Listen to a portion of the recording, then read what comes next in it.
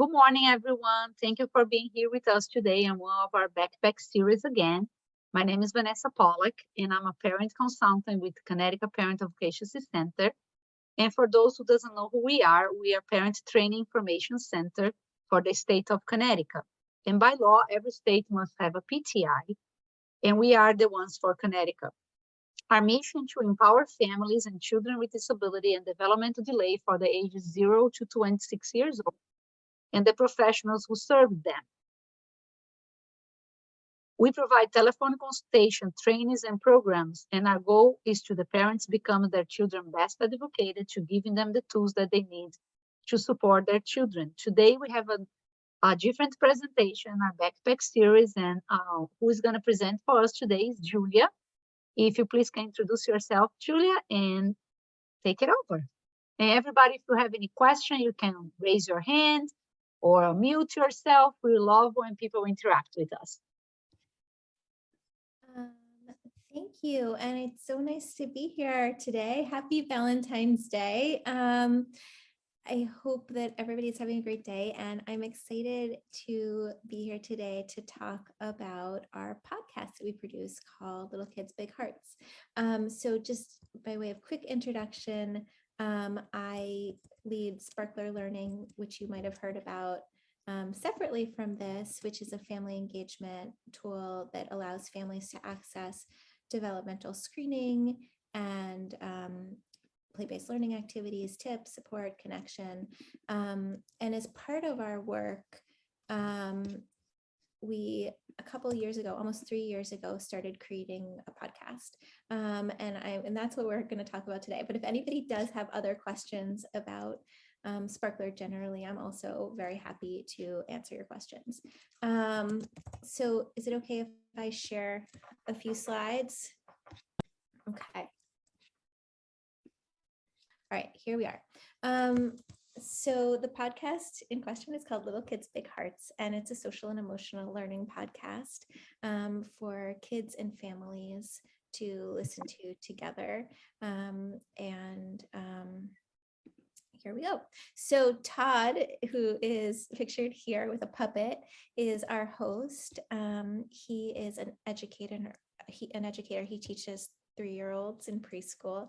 But he started his career as a theater person. He worked as an actor and a director, an artistic director, and he became a teacher after working with a child who had autism, and he decided he wanted to change paths, become a teacher, and he's this just amazing human being who has an amazing way of relating to children and listening to them and letting their voices shine, which makes him an amazing podcast host.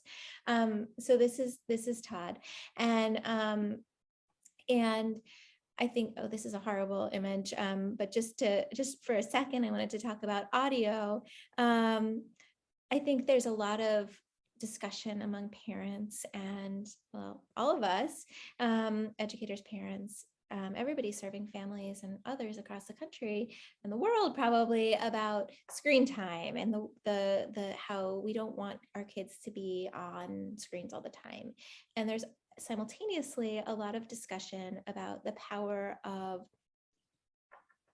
taking in information through other senses, so listening in this case, and how powerful it can be to listen to music or listen to other listen to podcasts as a way of learning and exploring the world without having your eyes glued to a screen. And so we're really excited as we've been developing this about the power of communicating with and supporting families in another way. Like, it's not TV. These are a few, and I can come back to these later. People love the podcast, which is exciting. We're often hearing that it's a really fun way to sort of learn with their children. And the kids, I know my kids respond to Todd as if he's in the room when he's talking on the podcast. And we recently won this exciting award, which I was really proud of. It was our first big award, and it was we made the best podcast of 2023, which was super exciting. And it was an episode about trying new things. So now I'm going to talk a little bit more about like behind the curtain. So on each episode, we invite real kids who are not scripted and are not don't have any special skills. They're just real people to come and join us. We record podcasts on Zoom, and so we have the kids join us, and they have little headsets on, and it starts by just like any meeting starts, like we started today, we do sort of introductions. The kids say hi to each other and where they're from and how old they are. And then there's a topic that we've decided on and thought about a lot in advance of recording. And so we've done many, many topics, and we can talk about those if everybody has questions. But we talk about the topic a little bit, and the kids really, in their words, define what it is. So if the most recent episode was about boundaries, personal boundaries, and it was just really amazing how the kids came on, and with no prep or anything, they kind of described what do boundaries mean to them in their words. And one of them said something like, it's like your personal bubble. And I just love that. I was like, that's a very clear and concise way to talk about what boundaries are. And they had stories that they shared about how they encountered boundaries, or they stood up for their own boundaries, or learned how to stand up for their own boundaries in their lives. And then on each episode, we go on an imaginary journey. So we had, there's this place, imaginary place called the Land of Kukulakas. It's populated by imaginary creatures called kukulakas. And it's a place where kids can go to share their feelings and talk openly. So anyway, they go on each episode by different imaginary modes of transportation, like hanging onto a snowflake. One time they went in they've gone in flying vehicles, they've gone on the backs of dolphins, they've gone on flying trains, I don't know, all sorts of ways over to the Land of Kukulakas. And they get there and they encounter these imaginary creatures, and they'll talk to them about something or help them solve a problem that they're encountering. And the imaginary creatures are played by guest stars, and the kids have no idea when they're talking to these people, but we have had some amazing actors and actresses on as guest stars, interacting with kids and helping them sort through and really dive into the topic of the episode. So we do that. We help solve a problem or do an activity together, and then we say goodbye to the kukulakas, come back to planet Earth, and the kids who never actually see the guest star, they're always off screen. They describe what they think the kukulaka looked like, and often the kukulaka looks like it has fur and it has wings and it's like pink and purple stripes. They're all over the place, but they're just really using their imaginations. And then we say goodbye and end the episode. And so that's sort of behind the scenes. And then we have an amazing sound editor, audio engineer, who pulls everything together, and it turns into an episode. And so often we are editing down a lot of content, like an hour-long conversation, into like a half-hour episode. And we create music, original music that goes in each episode. And often there are episodes that you can listen to over and over again. They're not really time specific, they're on a topic. So you can look back in time as a listener and find something on a topic that's interesting to you and your child at that moment and listen to it. It doesn't have to be the most recent episode that you listen to. I'll come back here in a moment. You can access the podcast on our website, so playsparkler.org/podcast, where we also have lots of extras and other content that I'll talk about in a moment.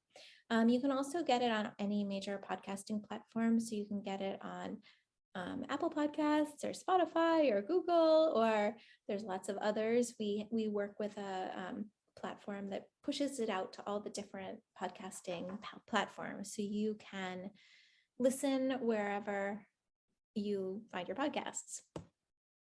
Okay, so one of the things that I love the most about the podcast is really creating a full experience. It's not just a conversation like a talk show. It's really letting kids jump into this world and use their imaginations. And one part of that is music. And so in this episode about moving to a new place, we had, I'll tell you a little bit about the premise and then share the song, which makes me cry every time I listen to it. But we had we were talking about moving, and we had some kids on who, just as very young children, had moved a lot because of different reasons. Like one had a parent in the military and they had moved around to many, many places by the time he was 8 or 9 years old. We had one family who had lived in Vermont, and then they picked up and moved to a small village in Mexico. They didn't speak any Spanish. And we had one child who, what was the third child? I'm forgetting her now. But anyway, we had, another family had moved from South America to Florida and had so moved in the other direction, not speaking any of the language. And so it was really interesting, like learning from those kids about their experiences. And then when we went to the land of Kukulacas, we met a Kukulaka who was planning to move away from the land of Kukulacas with his Kukulaka children for work. And the Kukulaka children, which are called Kukulikis, very upset about the move. And so the parent asked for help, and we ended up bringing on an amazing, talented songwriter, educator, who helped come up with a song, basically driven by the words of the children on the episode, to help the children, the Kukulikis, feel better about their upcoming move. And he was called the Song Healer on the episode, the Kukulaka Song Healer. So it was just like the kids on the episode basically in their words came up with the lyrics of this song. And it was just very sweet. And the person who played the Kukulaka in question, the Kukulaka parent, is an amazing star. He's Amir Arison, who was in Blacklist on TV. He was in The Kite Runner on Broadway recently. He's just this like amazing individual. And we were so lucky that he was part of this episode behind the scenes. The kids just didn't know again. So I'm going to play the song for you that came out of this interaction quickly. Let's say I understand what you're going through, and like at first it feels really sad. Like everything will feel a little bit better.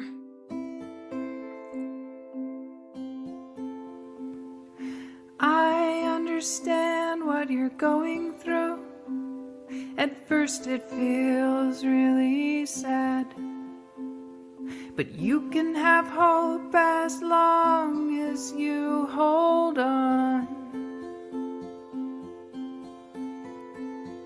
And everything will feel a little bit better, and everything will feel a little bit better, and everything will feel a little bit better.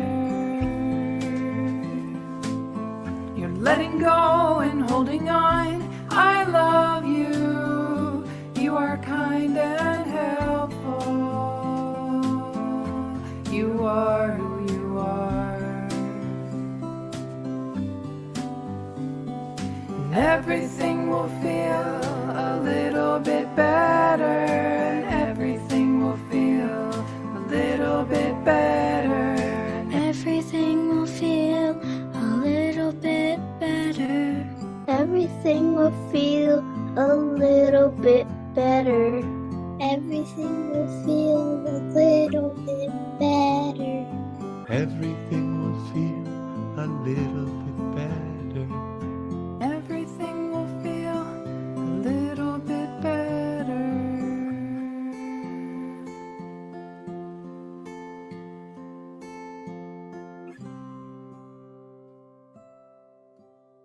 Oh, okay. So everything's going to be better, everybody. Very sweet. So as we're pulling together each episode, that each episode has a page on our website which has all of these extras, including a whole guide to extension learning activities. If you want to, Hazel, my dog is weighing in, sorry. If you want to continue learning about the episode, this is from the Boundaries episode, which just came out. I can't even remember what month we're in, at the beginning of February, I guess. And it had, I guess I have the moving time resources on the left, and the Boundaries mural that the children helped create together in the land of Kukulakas on the right. Oh, here's the Boundaries song, which was funny. And it's not funny, but here, I'll play the Boundaries song and then we'll do some more.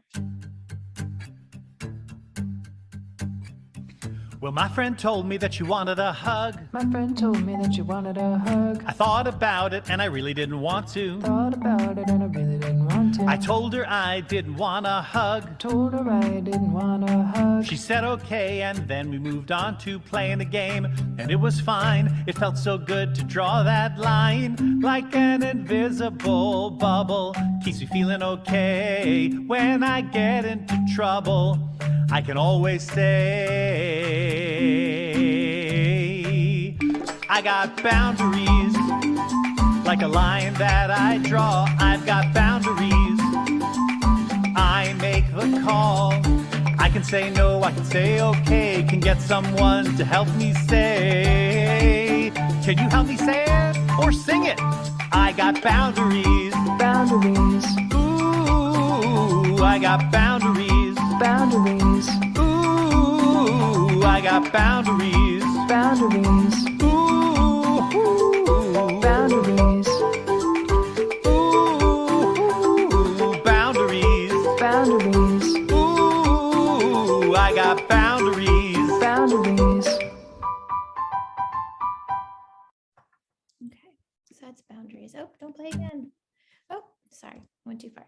Okay, so as I was saying before, there's extras online. So for example, here for this episode, there was an activity that you could do together after listening to the episode about your own invisible bubble. There was another about if you were in a group setting in a classroom, for example, you could talk to the children about agreements for the class to keep everyone safe and make their boundaries clear from the beginning. We have, as I mentioned, amazing guest stars here. So the one on the left is a drag performer who was on RuPaul's Drag Race called Alexis Michelle. And Alexis was on the episode about belonging, which came out recently in the fall. It was an awesome episode. And on the right was Anna Cruz Kane, who was recently Supreme Court Barbie in the Barbie movie. And she and her brother in real life were both on this recent Boundaries episode, playing friends. And then they did a episode after, a bonus episode that came out last Friday, where they talked about sibling boundaries in their own real life, which was really fun. We also have guest stars. We have guest stars. So that's Anna again and her brother Michael, and talking to Todd.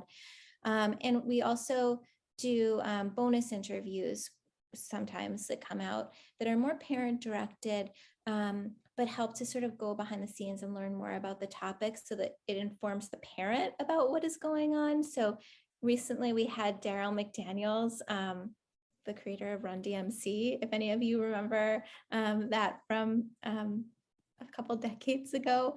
A pioneer in hip hop came on, and on the right is the author, illustrator Antoinette Portis, who was in a bonus interview recently. She made the books Not a Box, Not a Stick. She's like an amazing innovator in early childhood picture books. And so she came on and talked about like the beauty of imagination and how kids can use their imaginations to like really understand and change the world. And so that was kind of amazing to hear from her, because I love her books, but also it was a great interview if you like listening to people talking about their work. And so before questions, I just wanted to show you quickly on our website. So if you go to the website, you can see all of the episodes, and then let's just pick one at random. Here, you can click in and see information about the episode, information about the guest star. In this case, it was about self-regulation, calming down, and there's different activities you can practice with your child to use breathing skills to calm down, educator resources that you can click into. And you can listen to the episode, obviously. And you can also, if you're on Apple Podcasts or whatever other platform you're on, you can also access everything there and listen or subscribe and find the next episode. And I'd be happy to answer any questions that anybody has about Little Kids Big Hearts or social and emotional learning or Sparkler in general, or podcasting, which I've learned a lot about. And I'm Thank happy you. to Oh, good, you did, Jacqueline. So, Julia, this is my favorite project that you do. And I remember before we started working together, I would join your meetings. And so every month when I come on with Vanessa, Jacqueline, I promote the podcast.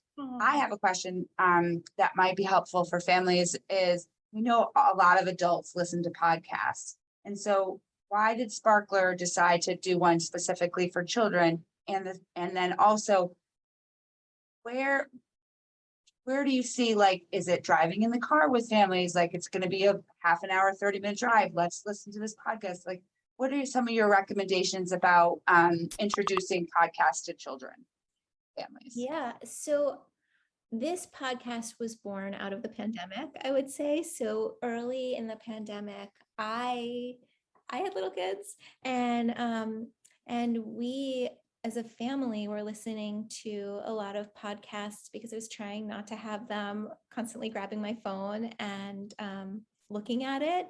And so we were exploring the podcasts, and there are a lot of amazing podcasts out there, but it's really less developed in the podcast space for kids than it is in the podcast space for grown-ups. There aren't as many options.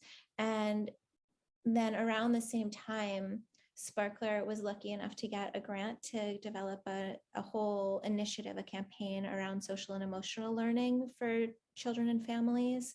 And I said, we need to have a podcast as part of this. And I remember at the time, one of my advisors was sort of like, nobody's going to listen, but it's actually become really popular. Yeah.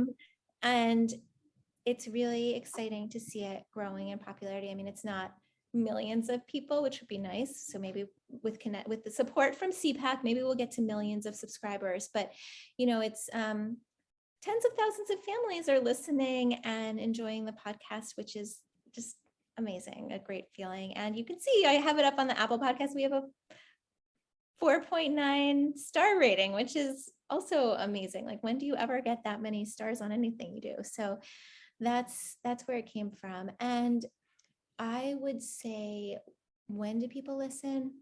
I think driving somewhere in the car or just taking the bus somewhere with your child can be a good time to listen to something, because you can just put it on and listen together. And I think that the togetherness part of it is a special part of Little Kids Big Hearts. It's really designed to be entertaining and informative for both kids and parents. So it's not meant to be something that you could just give it to your kids. It's totally safe and fine, but it can be something fun to talk about. I know when I listen with my kids, they're always saying things that I'm like, oh, I didn't think of it that way. And it's kind of fun to talk with them about what the kids in the episode are saying, or have you had that experience? And there's a lot of kind of conversations that can come out of listening to it together with your own children, which is fun. So in the car, transportation in general is always good.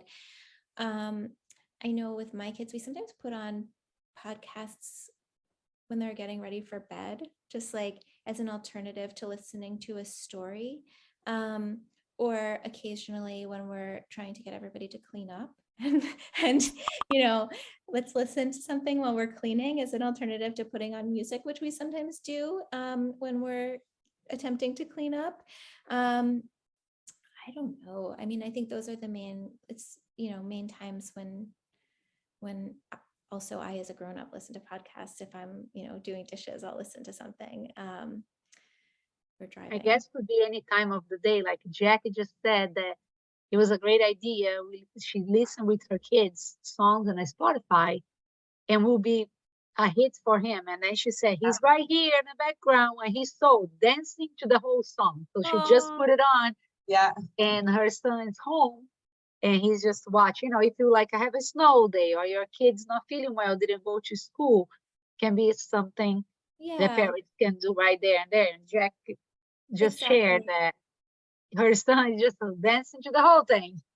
Yeah, the music is some of it's really cute. I'm always I mean, I love the whole thing. I'm totally biased, but I love the whole thing. But the songs are just really special, and they're on topics that often there isn't music about it. It's kind of, it gives you a song that you can listen to almost kick off a conversation with your kid about whatever this topic is. I like the idea of the imaginary words because help the kids with their own imagination, created their own character, created their own stories, and participating in these words that doesn't really exist, but it can be fun. And can help solve a lot of real problems that they have in the real life. So I think that's the cool connection, that kids face real problems in here on Earth, like you described, but then can go to this imaginary world and share their feelings, or how can I solve problems, and talk to other kids and share ideas and feelings and talk about different topics and create different things. So I think it's a great idea that they can interact with imagination, but using the reality things that everybody faces. I mean, and it's exactly like that when the kids are in the land of Kukulakas, they're talking to the Kukulakas and they're talking to them like they're real, and they're sharing their real experiences. And it's like, it's really sweet. Even, I mean, at first we were thinking only little kids, like kids who are 5 or 6 would be able to use their imagination in this way, to just like go with it and talk to an imaginary being. But even older kids, they're like, okay.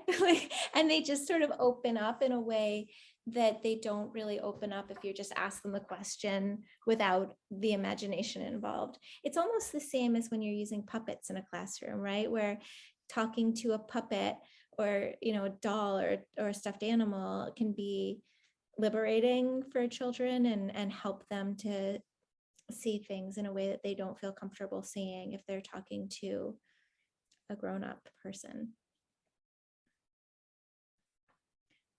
Other questions? Yeah, and there's ones about your feelings, feeling angry. I love the one celebrating our differences. Yes, I love that one. That's a great one too, yeah. Winning and losing. Cats looking. There's the celebrating differences. Siblings. That was a fun good one to record. That was a hard and fun one to record because we had multiple sets of siblings, and one had 3 siblings in one house and one had 2 siblings in one house, and we were recording, and the kids kept like moving around during the interview, which was exciting for them and us. We did, this was a fictional story. In the land of Kukulakas, one special thing that happens is the Kukulakas they grow gummy bears, which they give to the children who visit as a special treat. And so we learned the backstory of the gummy bear crops that they grow in the land of Kukulakas, which was really a story about communities working together. But it was about gummy bears. That was fun, and trying new things. I love it. Yes. I have a question, Julie. It might be a question for parents. I don't have little kids, but might be a question that people might see this. If you have a little kid that watches this and they have the brilliant idea to ask, but I would like to be what's the name of the little kids again? Kukalakis? Kukulakas. Kukalakas. I love the name. Like, what if the child wants to participate? How is the kids that participating? Is just random kids, or how is the Oh, selection? well, well, I believe, I hope, yeah. Are you a little kid with a big heart who wants to be on the podcast? Learn more. So you just go to our website. We have a form, and if you email Christy on our team, she can set you up. But yeah, we're always looking for kids who are excited to participate. I mean, the best, obviously, kids who do really well, or kids who are really outgoing and comfortable, like meeting new people and sharing their ideas. But again, like I said at the beginning, it's not like these are actor kids or memorizing anything. They're normal, real kids who who are comfortable sharing their opinions. And it's interesting, like some of the kids who you don't imagine are going to be amazing, like they're a little more quiet or reserved, are in fact like incredible, and share these like insights. I know at the beginning of the song, the Everything Will Be a Little Bit Better song that we were listening to at the beginning, you heard the voice of this girl, Aurelia, she's the one who had moved to Mexico with her family. And she was just so, on most of the podcast, she was pretty quiet. She was very sad. She was clearly like, she missed her friends at home. And she was talking about this really hard experience of moving. And then her words really like created the whole lyrics for that song, because she was just like, she sort of opened up in this really cool way on the podcast. And I don't know, it was really neat to see somebody feeling comfortable in that way and sharing, I mean, with us, but obviously also with the listeners as well. Are there other questions in the chat? Someone asked if you have children with special needs participating in a podcast. We do, and we would be happy to have more. We recently had a child on who was born with cerebral palsy. We also had we've had multiple children with autism and other issues come on. And it's interesting. I mean, we always love feedback on this. We haven't ever done, and we're thinking about doing a specific episode about children with different abilities. And so far, when we've had on children, we've had many who have differences of some sort. We don't really talk about the differences. Like, we just have the children on and they participate like any other child would participate in an episode. We don't want to really, we never want to force children to sort of be spokespeople for an entire group of people who they happen to be part of. And that's the same thing we would do if we have any child who's part of any group, like racial, ethnic, cultural group come on. We don't want to put pressure on them, but we certainly do have children on with lots of different backgrounds and abilities, disabilities. And we are thinking, and we would love feedback on how to do more of that and how to really highlight stories of people who have different experiences, because that is definitely a part of development and also a part of social and emotional development. So yeah. Other questions?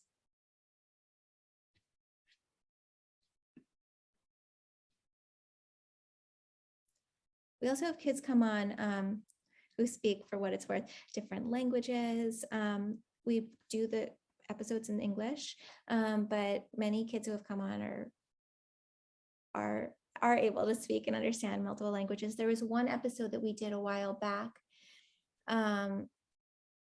that, for me, as like the producer of this thing, was really fun. It was kids. It was an episode about global citizenship, and children came on from all over the world. Like, literally, we had kids, and we had kids from a kid coming in from India, a kid from Australia, a couple kids from Europe. We had a kid in South America. We had one coming in from Japan, and I'm trying to remember, did I forget anyone? But it was people from literally all over the world coming to the podcast. And because of the magic of Zoom, we had people, we all Zoomed together, and it was so amazing seeing kids from across the globe talking to each other and really relating to each other.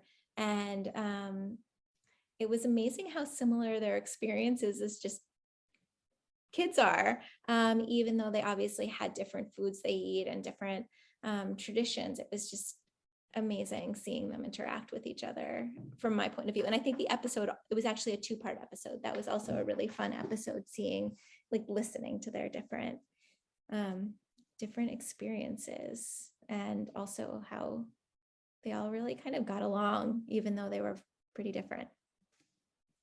How often, Julia, is that new episodes come up?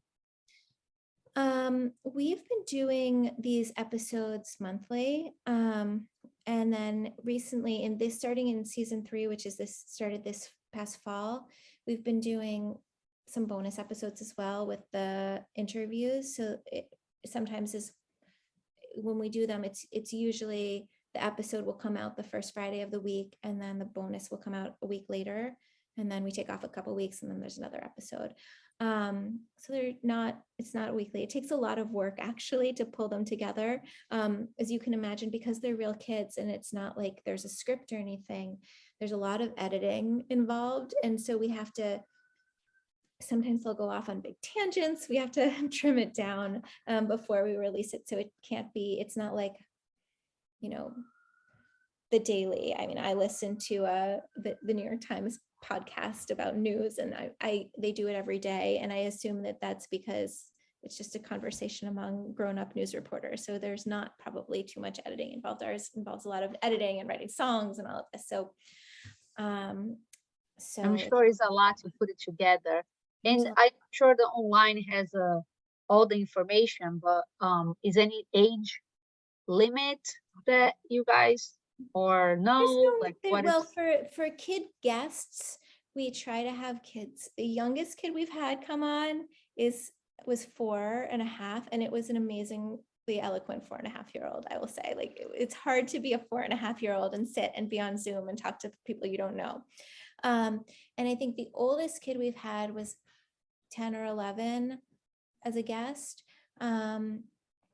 So, and the listeners, I think we usually say listeners are usually like 2 to 8, but frankly, I know kids who are older who listen, and I think it's a fun podcast to listen to for kids, including older kids.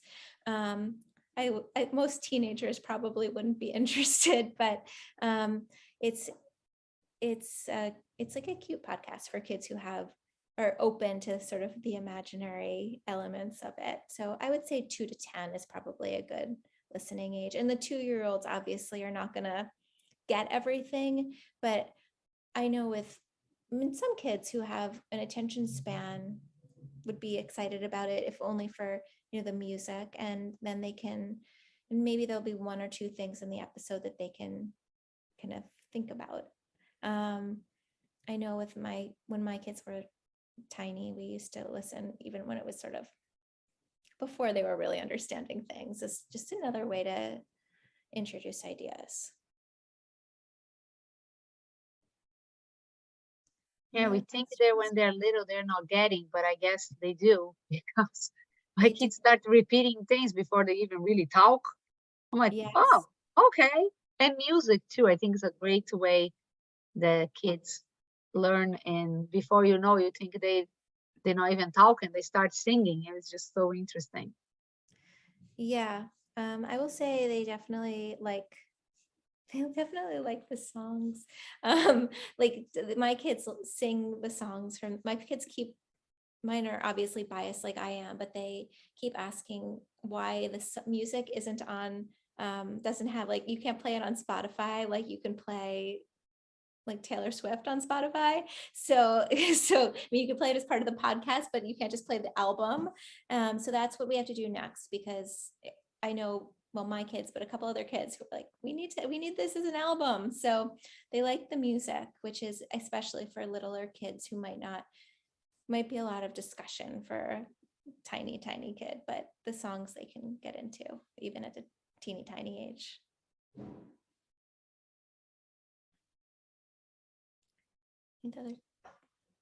Any question in Spanish, Lydia?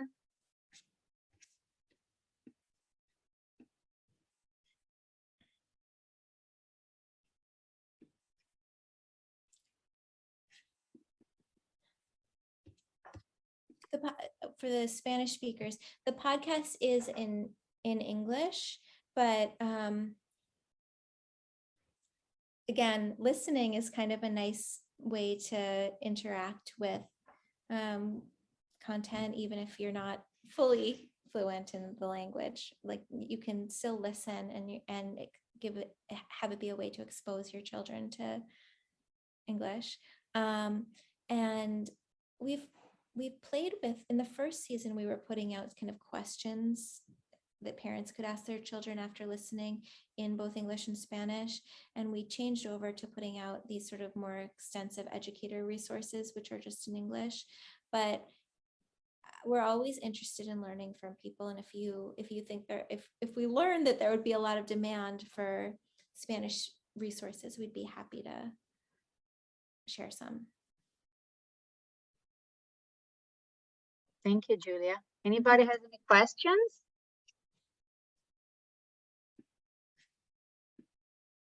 I just want to remind everybody, in the meantime, if you're thinking about a question, the next month we'll be here on March 13th. Will be another backpack series.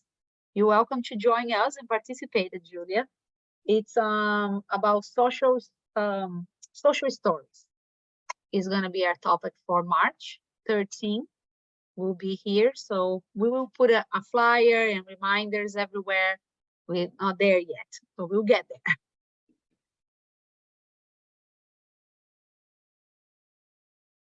Thank you, Julia. Thank you so much for having me. I'm seeing there's Brooke another John question. says, I can wait great. to share good, this Brooke. podcast with her son. Amazing. And if he listens and then he wants to be on, just reach out. We're always looking for kids, as I said before, who have little kids with big hearts who want to be on the podcast. And we also, always appreciate when people start the podcast on Apple or other platforms. I know people say this at the end of podcasts all the time, but it really does help people find the podcast, because it is hard as a parent to find new podcasts to listen to with your child, and it's hard as a producer to get your content to the families who need to listen, because there's not great ways to find podcasts, even though we have a nice review on Common Sense Media and a few others out there, so there are ways to find it, but the positive reviews are helpful, is all I'm saying, to kind of further get the word out, and let people know that other families are enjoying it.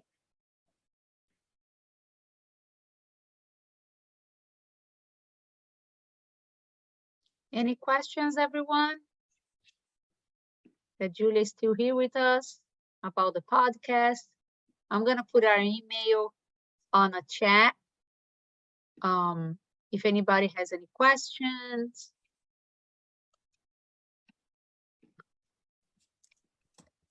Can email me directly. If it's a specific question for Julia, I'll be glad to forward it to her.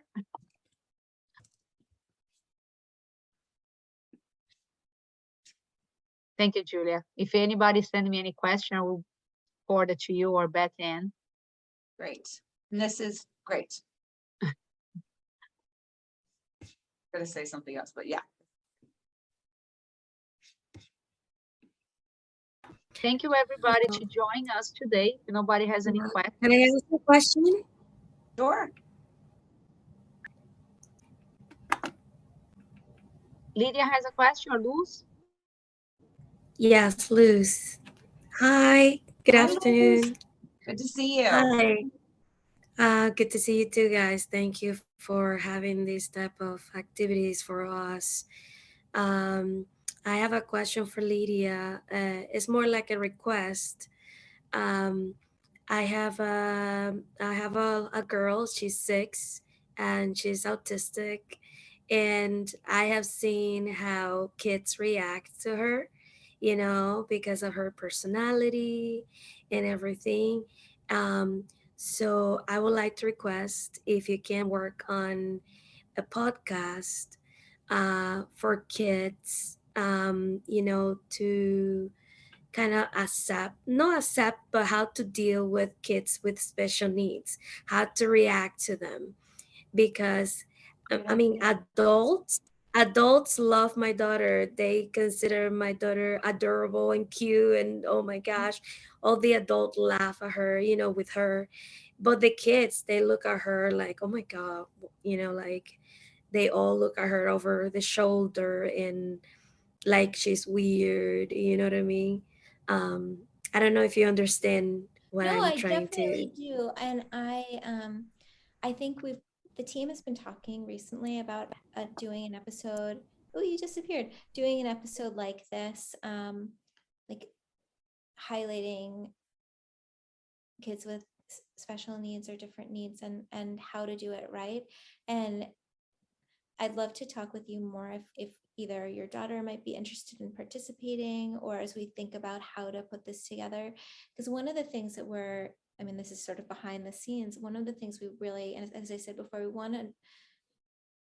wouldn't want to say to your daughter, you have to stand for all kids, or you have to tell other kids how to talk to you. And we also wouldn't want people who are on the other side to have to tell the story and have to talk about other kids as if they know. So it's like and we don't want to be, and we never want to be in the position of being a grown up telling kids the answer. We want the answers to come from children. And so we're thinking and we're talking to various people about how to